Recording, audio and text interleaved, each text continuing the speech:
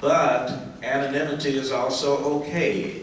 Also, we allow those who are asking questions to ask directly someone specifically, or you may ask a general question of the panel. While your cards are being collected, we will begin with, hold them up if you have a card that you want to be collected. I will begin with the first question that is for Chief Darrell Forte. The question simply asks that you explain the success of the hotspots. I'm going to pass the microphone down and then I'm going to get to that.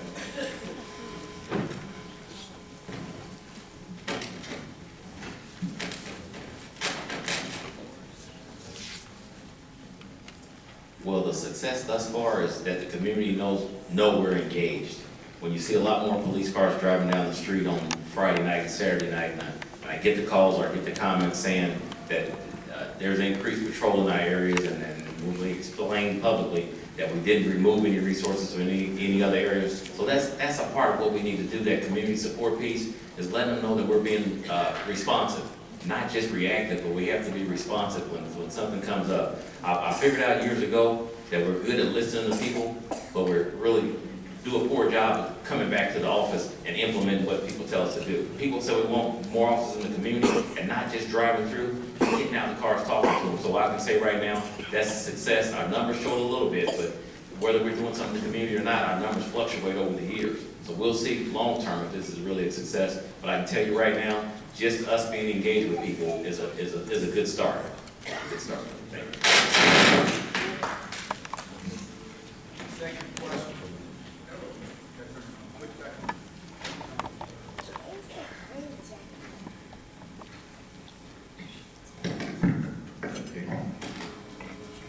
And there is a follow-up question for Chief Forte. Is that what Pastor Brooks said? I just wanted to just kind of explain what the hot spots are that the question is about. What has happened is the police department has been able, with their intelligence, to go and find those people who are causing the most violent crimes in the areas that have been identified. So what they've done is they created this elaborate map of dots. That's what I call them, Skittles. And what they've done is they have identified those individuals who are at the highest risk of committing violent crimes in your areas. What Kansas City NOVA has done is they've gone out 2 degrees from those people. And they have gone on the periphery and identified the people who are associated with those people that are causing the most violence. How that works is with the forced deterrence, is they have decided that they're not only going to go after and try to enforce the law on those people who are committing the most violent crimes, but they're also going to identify their associates. So once they have identified their associates, the message is spread across the whole skittleboard about they know who we are, they know what we're doing, they know what we're involved in, and they are no longer going to tolerate violence in those areas anymore. So not only will they go after the person who is identified as being the leader or the person who has the most success in getting other people to do things for them, they're also going to go after those people. So with Kansas City NOVA, we've reached out to help those people that are on the periphery, because our goal is to reduce violence by helping them not to commit another violent crime.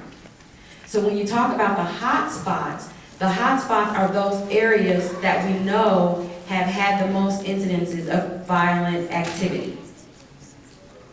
So that's kind of how NOVA has worked. We've never had intelligence the way that we have it now.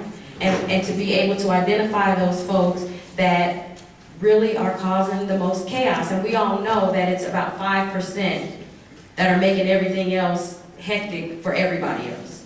So we're trying to get to those people so that if we take that person out, it kind of disrupts the pattern of violence, and then we can get to those other people and give them services. A question for Chaplain Longstreth. This questioner wants to know what is being done about adult children living in the homes with their parents who may be abusing the parents. Yes, elder abuse actually, and it doesn't, parents don't necessarily have to be elderly, but elder abuse is a serious issue, and we definitely have had persons like that come into our shelter, into services at Rosebrooks.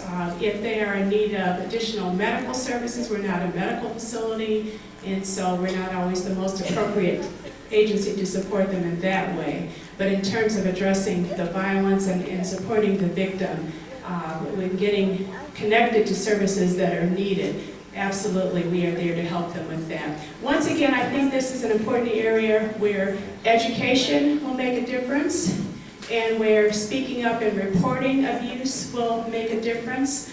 I think that victims in general, whether they are children or adults, are often afraid to report what they're going through because they're afraid of retaliation. If somebody is taking care of you and you're dependent on them for maybe just daily needs, bathing, getting dressed, you need that person in your life. You can't afford, you don't have the insurance to have somebody come into your house to help you with things like that. You're afraid to report that they're abusing you. You don't want to lose that care. You don't want to be homeless out in the street with nobody to help you.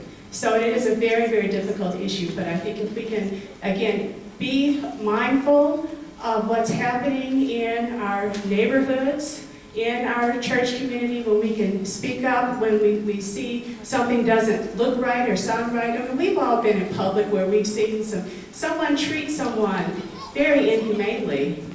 But how many of us actually go up to that person and say, hey, that's not right. You treat your mother, your father, this person in your family with respect, with care. How often do we just shake our head and walk away? So just by confronting what we see, I think we can make a huge difference when we let people know certain behaviors are absolutely unacceptable, period. We don't do that. If we can take that step, we will begin to make a difference. But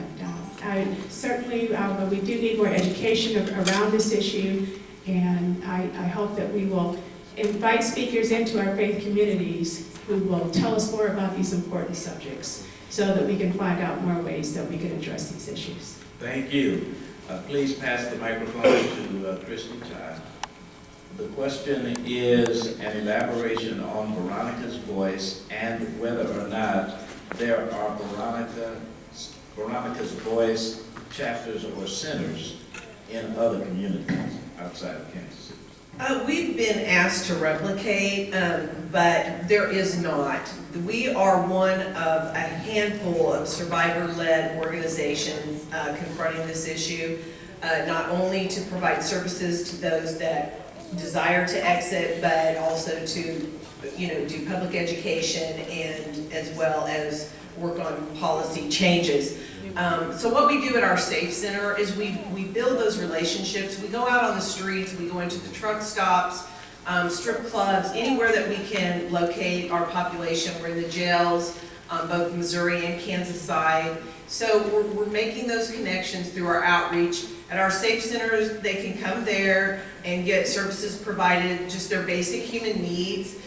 And then as they move through that, getting just maybe some flip-flops or something, right? So then they come back and they want to know, well, what other services do you provide? And then we can tell them more about what we have. And so we have case management. The idea is to get them into a place to move forward, but the sad reality is we had a home and we named it Magdalene Manor after Mary Magdalene. We can argue, was she a prostituted person, was she not? I don't care, we called her one for 2,000 years. So we named it after her to honor her and all the women throughout history who have been really misunderstood because this issue has stayed in the dark, and we're shining that light into this issue. But, so the idea with Magdalene Manor, what we wanted was to be able to provide safety so the women don't have to walk out our doors back to the war zone. Because we can teach them about the issue, we can begin to empower them, but then when they have to walk out the doors every week, back to their reality, we lose ground with them. And so the house was to be able to provide them safety and a safe place to get healing through they have complex traumas that go all the way back to their childhood, most of them.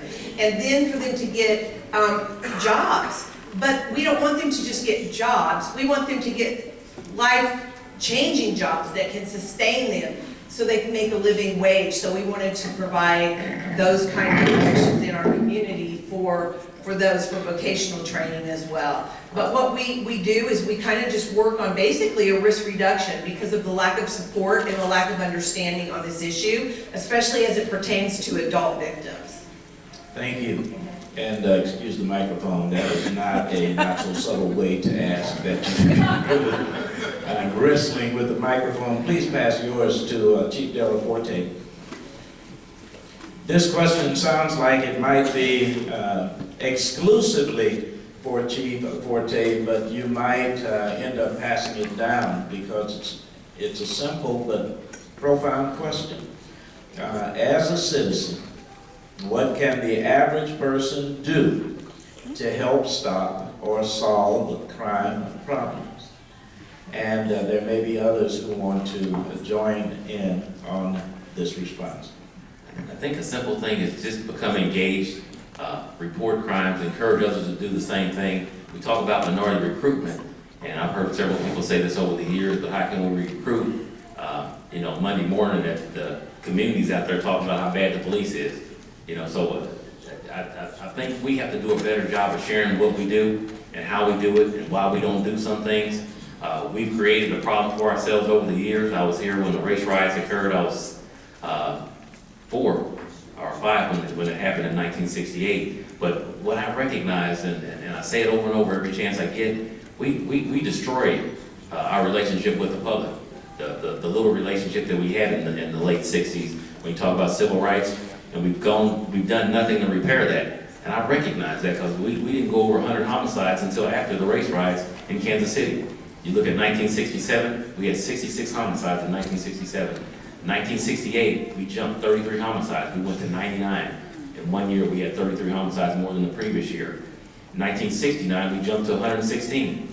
And we haven't been under 100 homicides except 9 times in 40-something years.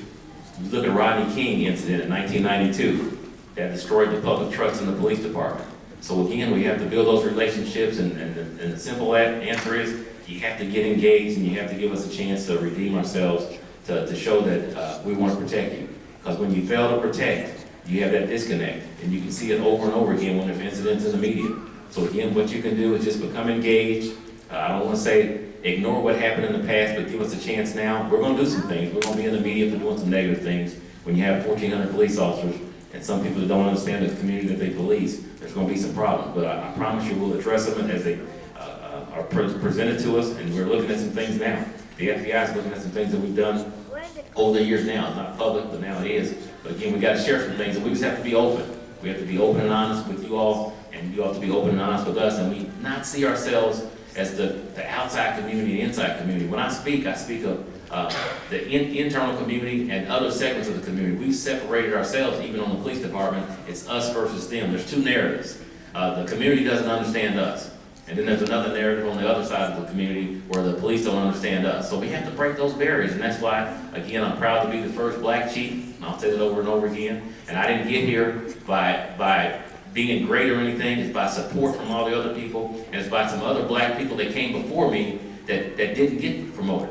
Some of my best mentors were some people on the job that didn't get promoted and told me, girl, this is what you're going to face. I face things as chief now. I throw this out there real quick and I'll be quiet. There was some legislation, now I'm black, and it's 2013. There was some legislation just this week and last week that was introduced by the Missouri Police Chiefs Association, and what they wanted was just cause for any chief to be fired. You have to have just cause, you have to have a reason. Right now, before yesterday, you didn't have a reason. Anybody can come in and say, well, we don't want this chief anymore, so you're out. that legislation was presented in Jeff City, and guess what the legislation said at the bottom? It protected every chief except the chief of the Kansas City, Missouri Police Department. That was on the bottom of the legislation. And that's what we're still fighting. And again, it passed, thanks to Senator Kiki Curls, it passed, but she said she wouldn't vote for anything that's going to exclude. I would have been the only chief in Missouri that wasn't protected. And so we're still fighting things internally, and I share those things because, again, you know, as a leader of this organization, I have to speak for people that can't speak for themselves, and I mean the other segments of the community, and that's why I need to come out, we need to share some of these things and not do it in silence. So again, just speak up when something's wrong, and I think it's a positive sign when our citizen complaints go up, because that means you trust us. We can sit at the meeting all day long, at the board meeting, and say, oh, the complaints are down. You know why? Because people think nothing's going to happen, so they don't complain. So complain, you know, because, and I'm not saying it's a good thing that we get complaints, but we have to know the officers that are not doing what they're supposed to do. So again, we have a lot of work to do, as well as other segments of the community, but just talk to us. Let's communicate, whether it's good or bad, let's communicate. Hold on just a moment.